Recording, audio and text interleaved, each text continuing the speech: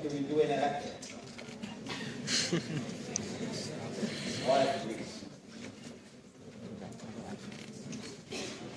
We are always faced with this. There's a road to success and there's a road to failure. We should take the road to success. Everybody wants to take the road of success. Now, the road to success is you attend the lecture, you run for the lecture to be on time. You are supposed to be prepared. You have an idea. You have your lecture timetable and you should prepare for your lecture. When you come to the lecture, you will listen. And you keep quiet. And you take notes. If you have questions, you ask.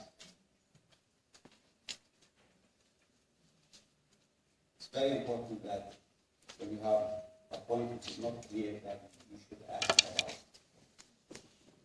And this is the road to success. The road to failure. Stay asleep at home. Okay? Don't be prepared. Come late. Talk to your friends in the lecture. Or play with your phone. I'm sure that a number of students are playing with their phones now. Okay? Talk to each other in the lecture or go to sleep.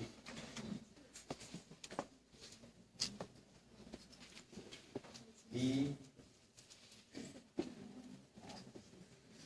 nearly asleep. No questions.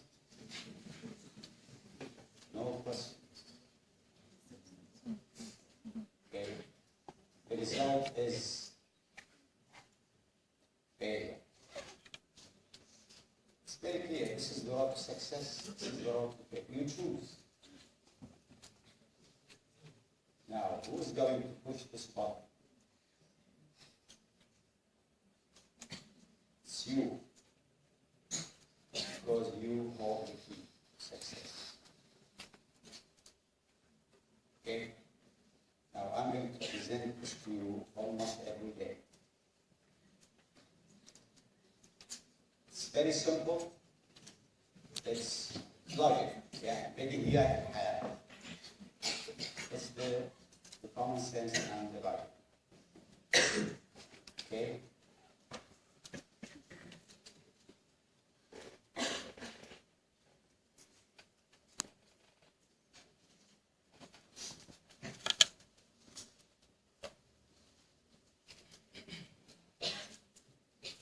Why we are here?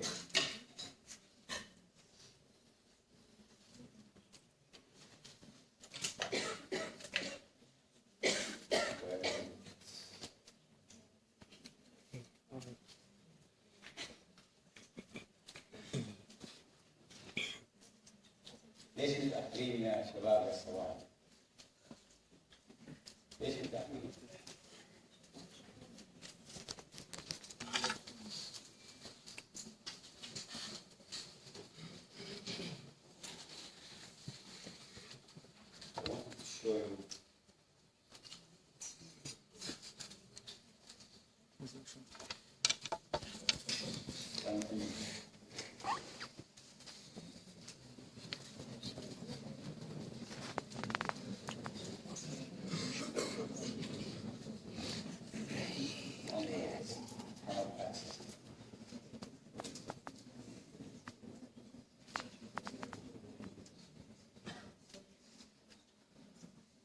This is what we are.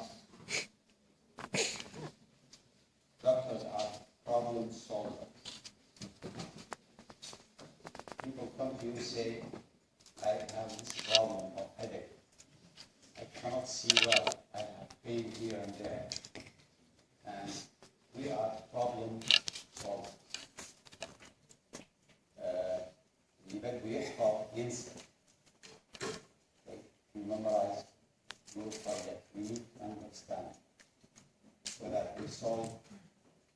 problems of people. So this is who we are. We are problem solvers. Now,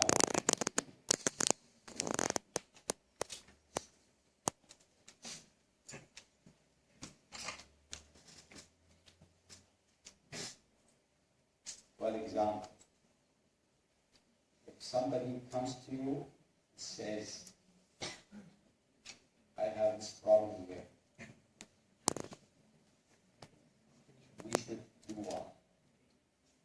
We should build our knowledge. What is here? What is the problem? It's a problem on the medial side of the upper eyelid. Now, what do we have there? That's what we need to do. Somebody comes and says, look, I have this problem with my eye. As a problem solver, you have to study this area here. Okay? So this requires us to study lacrimal system. Lacrimal gland, which is present in,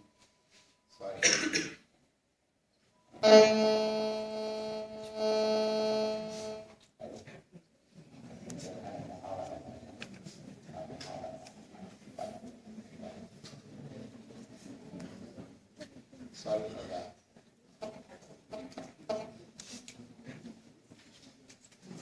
Okay. Now, here's the lacrimal gland present in the upper part of the orbit, and it has up to 11 ducts, which will secrete the tears, lubricate the eye, and then tears will be drained by a system, canalicular system. There's a little opening here and a little opening here. This is called lacrimal punctum. Here is the little opening. You can see that in your eyes.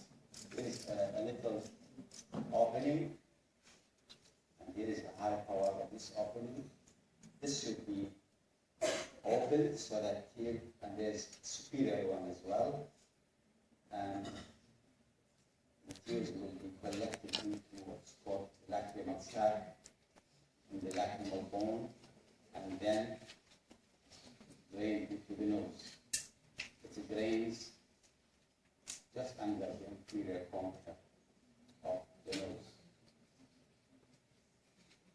And if it is blocked, then we need to do this. You put a needle in the lacrimal punctum and you push normal saline fluid to clear it. If it is not clear, then there is another solution. This is an example of why we are here, why should we study the lacrimal system, because we are what? Problem solvers. Right?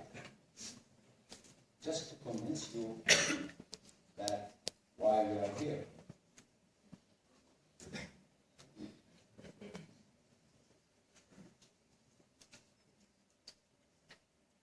This is the lid structure.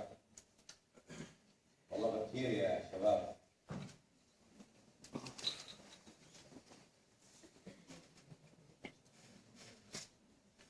So let's study the eye and the optic nerve. Now, why should we do this? Just for an example, here is a problem. Patient comes to you saying that this is what I can see. There is blindness around the visual field, dark area, cannot see that. Okay? And then it is developing into this, which is getting narrower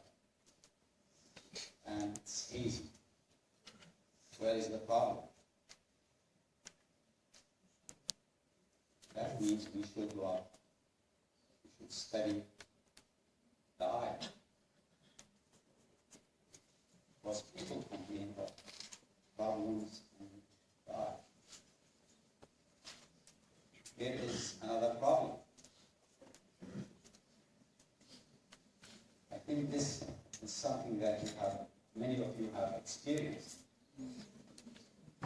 Slides start with slight itching, and then slight redness, and then things develop, and it's very painful. It is a problem in the upper eyelid.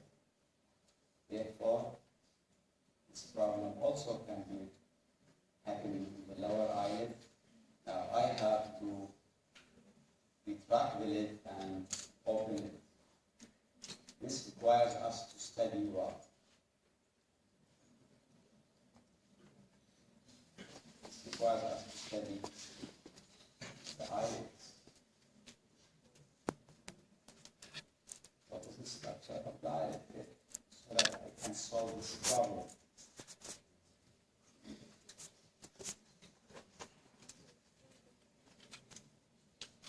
Another problem. Study the symptoms, analyze and discuss the problem. If a patient comes to you and says, look, when I look at landscapes, I see these threads, shadows flying around. Now, why should the person have something like that? And then he says, look, when I look to the horizon, I see dark, irregular shapes. And sometimes I see what? Flashes of light. Why should I see these things? Sometimes I see, when I look at my family, I see there's a black part of the circle. Or when I look at the landscape, والله بكير يا هانم يلا فوتي آخر مرة. I see this shadow here. Our job is to find where is the problem. This is where anatomy comes. Okay. Message received. Right. Pictures where the mind moves. Pictures. This is what we see of the eye. This is what we see. We can see that here is the medial end, and there is a caruncle and a fold of mucous membrane, spot with thyroid. Here is the lower eyelid. Here is the upper eyelid. Margins of the eyelids have hair. I can see that there is a white of the eye and sclera. And I can see that there is a circle here, which is called iris. And there's a dark hole, which is called the pupil. The junction between the iris and the sclera is called limbus. So you see all people, there's a hazy area here. This presenting all parts of the eye? The answer is no. The eye is a ball, and this is what part of the ball that is seen. Most of the ball is inside the orbit. Okay? Now, this is the basic structure of the eyeball. It's made of 3 layers. 3 layers. The outer one is called sclera. And we saw only part of it. Sclera is a tough fibrous tissue and is hard and keeps the eye as a whole. Has blood vessels, has nerves, and keeps the shape of the eye. As it goes anteriorly, it changes its nature from being white, tough, irregular, connective tissue into very transparent structure, which is called the cornea. Cornea is very transparent, very nice, very clear, and it reflects light. Very sensitive to touch. And here is the cornea, the anterior part of the sclera. The next part, and the cornea is made of several layers. It's made of 5 layers. It is exposed to the exterior environment, therefore it needs to be covered by an epithelium, stratified squamous epithelium. Epithelium should sit on a membrane, basement membrane. Then there is a thick layer on the inside of the cornea, which is made of fine, very well arranged connective tissue. That is why it's transparent. And then there is another membrane facing the inside. Okay. This is how the connective tissue of the cornea is arranged. Very well arranged. That gives it its transparency. Now, next, to the sclera, to the inside, there is a middle layer, which is called choroid layer. It is vascular and pigmented. So it's made of 2 layers, a pigmented layer and a vascular layer. Vascular layer means that it has lots of blood vessels. Lots of blood vessels. And as it comes anteriorly, it changes to something different, just like the sclera. Develops a triangular structure called ciliary body, which is going to send, number 1, the iris. So the iris is part of the middle layer. The iris has muscles, circular muscles when they contract the pupil constricts, and radial muscles when these muscles contract the pupil dilates. The ciliary body itself has also muscles, circular and radial,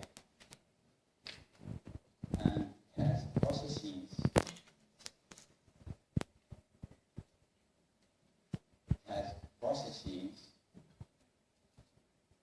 Towards the lens, and there are ligaments suspending and holding the lens in place.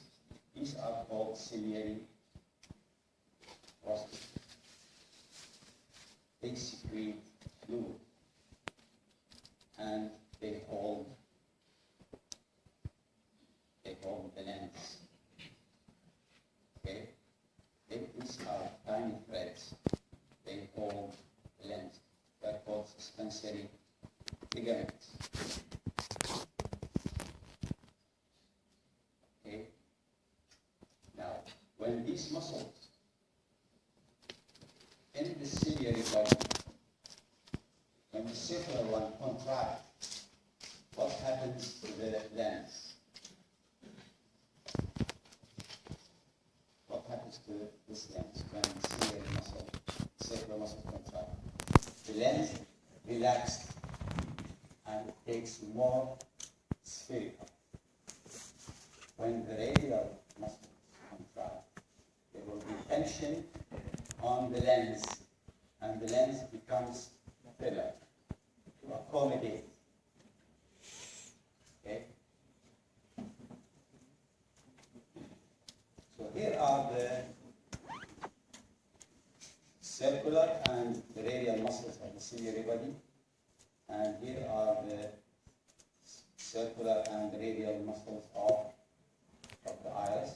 These are smooth muscles, and they need water.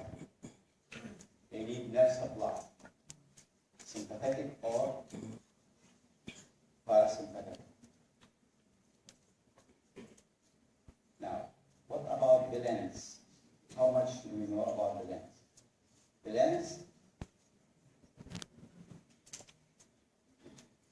is suspended by these threads to the circular ciliary body, and it is made of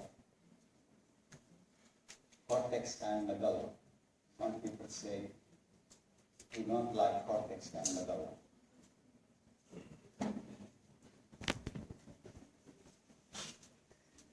Okay. Or nucleus and cortex. Okay.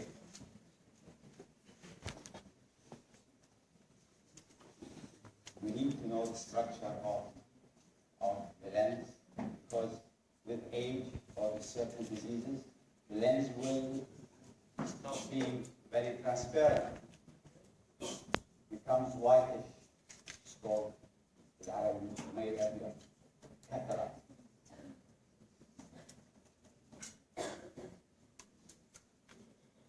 Now we come to the innermost layer, which is the neural layer. You see, the eye is a receptor.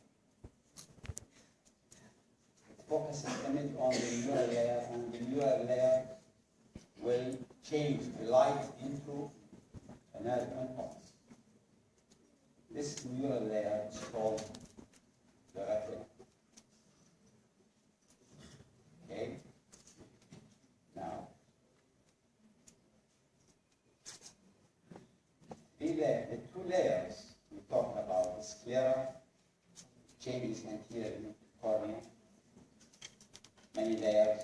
The cornea is very important. And the physiologists will tell you that lots of refraction happens in the cornea. Then we have a structure here. We say it's a space. It's not a space. It's filled with fluid. Clear fluid. This fluid is secreted by these structures here, which are what? Ciliary muscles. Because it's a loss of blood vessels. The fluid produced here is going this way. It is under the iris and comes into anterior behind the cornea. Okay? And this divides the eye, the anterior part of the eye, into anterior cavity and posterior cavity. Okay? The anterior cavity is the front of the lens. Posterior cavity is posterior to the lens. This fluid is called aqueous humor. It's produced here and comes this way and then goes this space. Now, this is the anterior cavity. Students usually get mixed with what is cavity and what is chamber. This is the anterior cavity, and this is posterior chamber, and this is anterior chamber. So you put it into mathematics and you say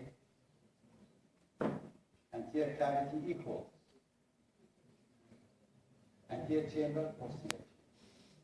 Posterior cavity is filled with jelly like material called vitreous body. Okay? Now, each fluid produced in the body has a rate of production and a rate of absorption.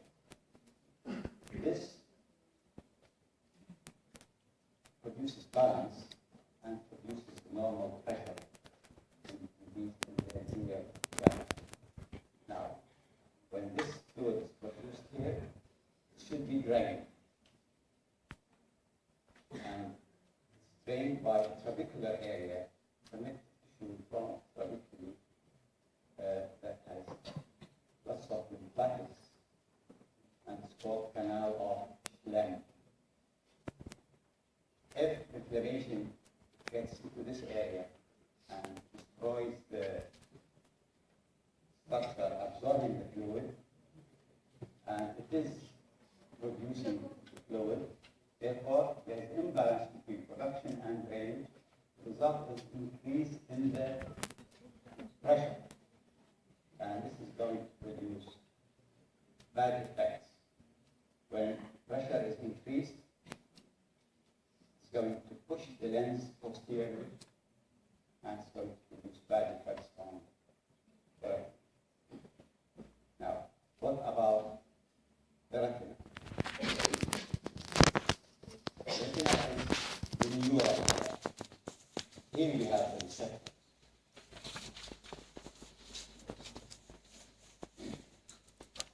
The outer layer has a posterior structure, and then it comes anteriorly, it changes. The choroid layer, the vascular layer, has a posterior structure, and when it comes anteriorly, changes its region into ciliary body, iris, and ciliary processes. What about the retina? The retina will do nearly the same, in a sense that we first should go to the definition of the retina. What is the retina? Retina equals, we use always mathematics. Retina equals pigmented layer plus neural layer. The pigmented layer is the outer layer. And the outer layer is going all the way,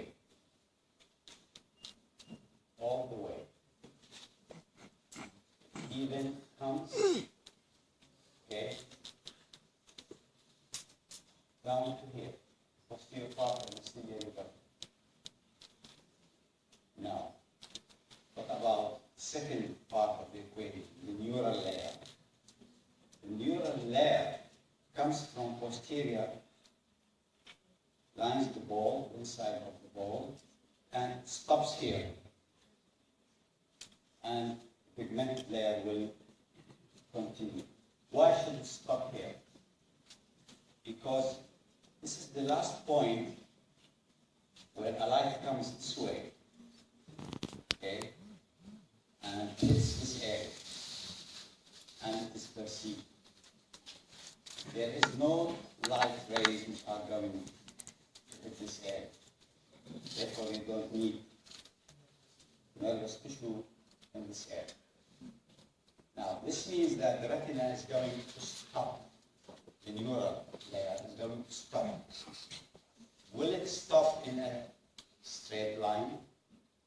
The answer, no. It stops at serrated. Therefore, it's called ora serrata. What does ora serrata mean? Ora serrata equals the shape in which the neural retina stops. Mathematics.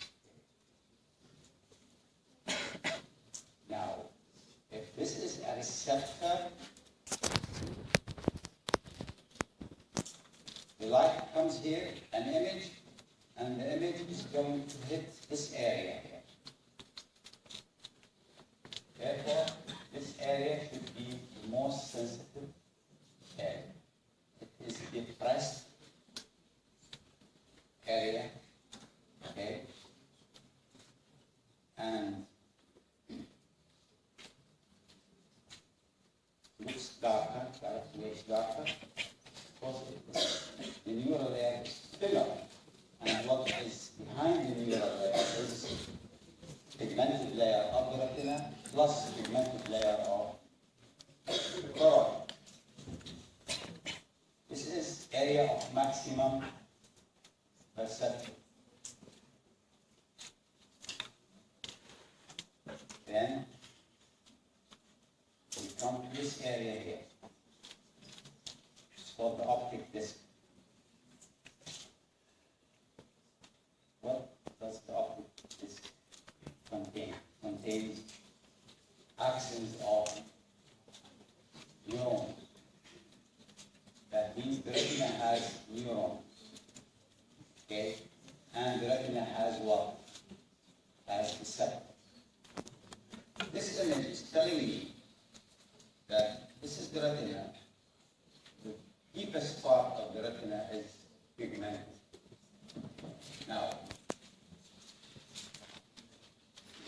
what are the receptors? Receptors are rods and cones.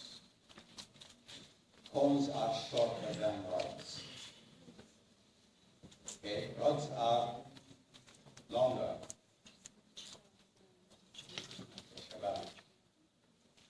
You are supposed to listen and take notes.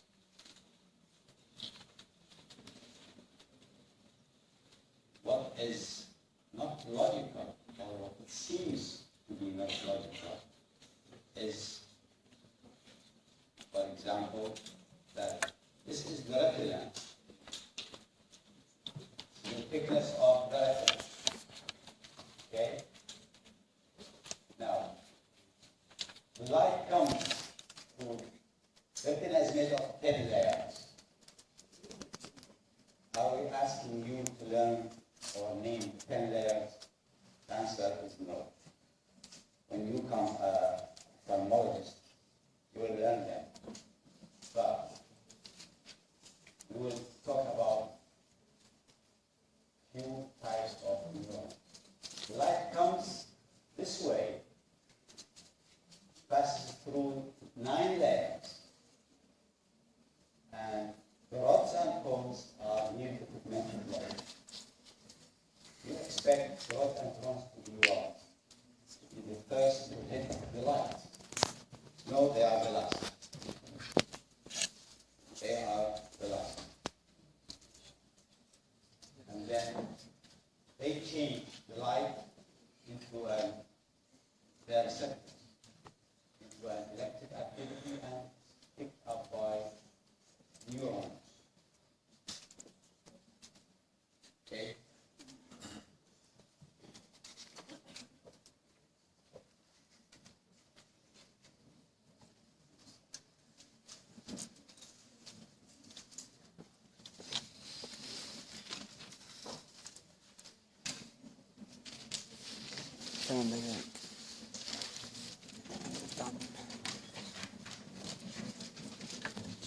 Here is the most posterior part of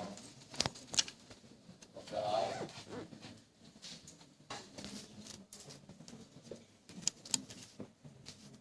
This is sclera, the choroid, and the retina. The light comes this way. Okay, and this is the cone, this is the rod. And it's these rods and cones. They perceive the light and they synapse with a neuron. And then another type of neuron. And then the last one is called bipolar or ganglionic cells. These ganglionic cells send axons from all the neural network. And axons collect and form the optic nerve. More details of this area, which is very important.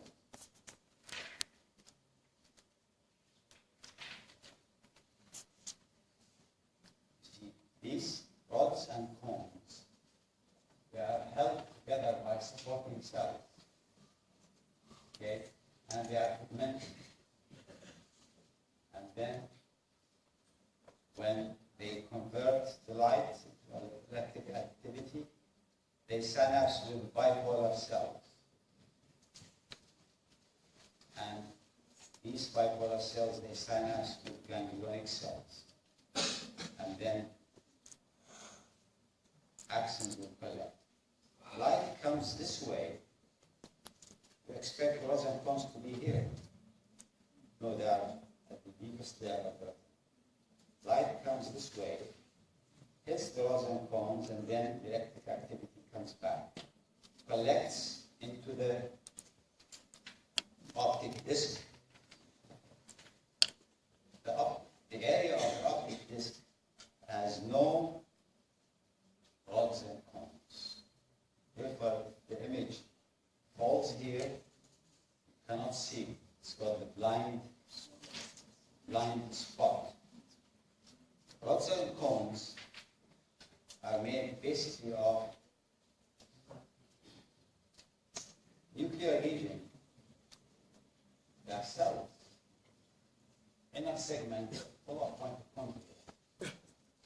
Okay, and then the outer segment, which has these horizontal structures, or lamellae. And then at the other end, so light hits here, changes and release energy into the electric activity and synapses with the bipolar neuron. Okay. Similar structure is also present in the cones.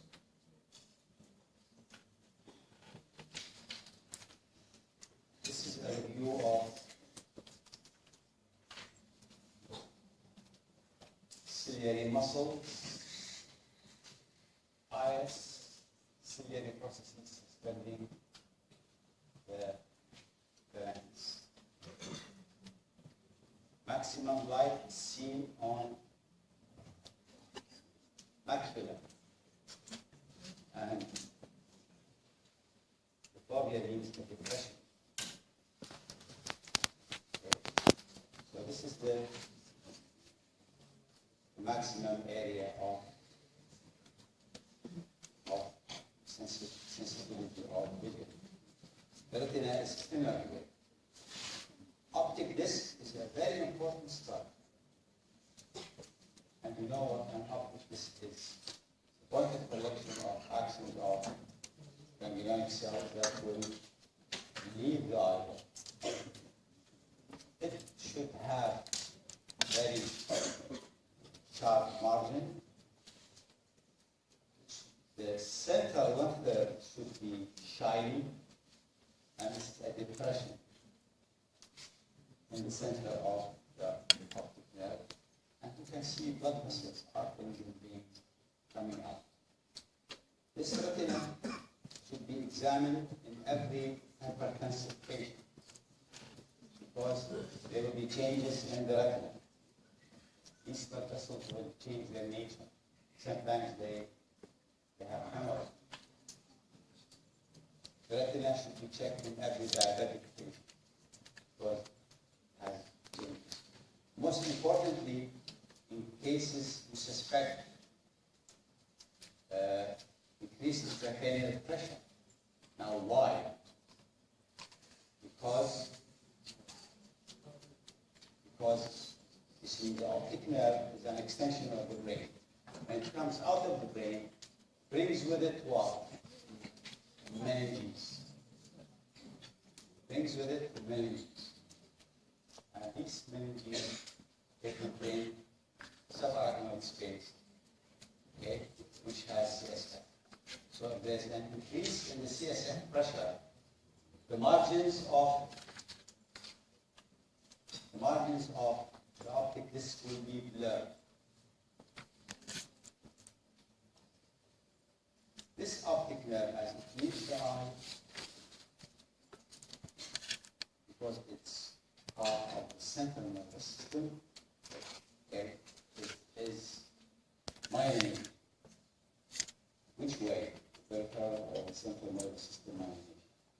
It is the central nervous system by oligo, and it has astrocytes as well.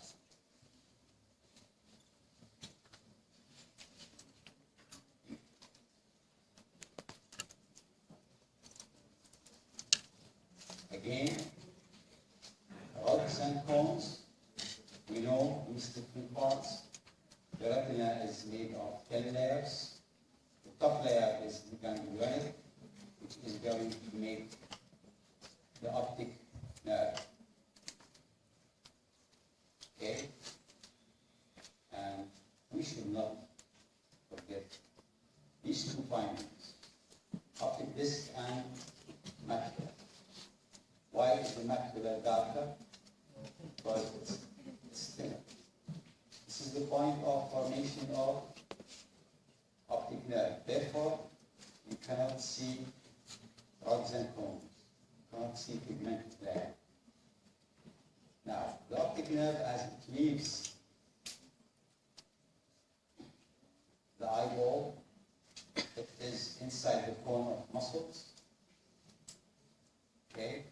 And you can see in this MRI that this is the optic nerve going to enter, leaving the skull, going to enter leaving the orbit, going to enter the little cranial fossa. And it leaves the orbit through the optic foramen and enters into this area here. This is what? This is the cerebrospinal. This is the optic foramen. Here is cellular tussica. Here is anterior cranial process. It makes a little groove on the dorsal side. And there is cavernous sinus. Cavernous sinus is a nasty structure. And there is the pituitary gland. Okay? And as it enters with the cranial fossa, it will what? It will decassate. And as it decassates, what happens when it decassates? Okay? خلينا نتوقف شوي 10 minutes ونرجع نكمل.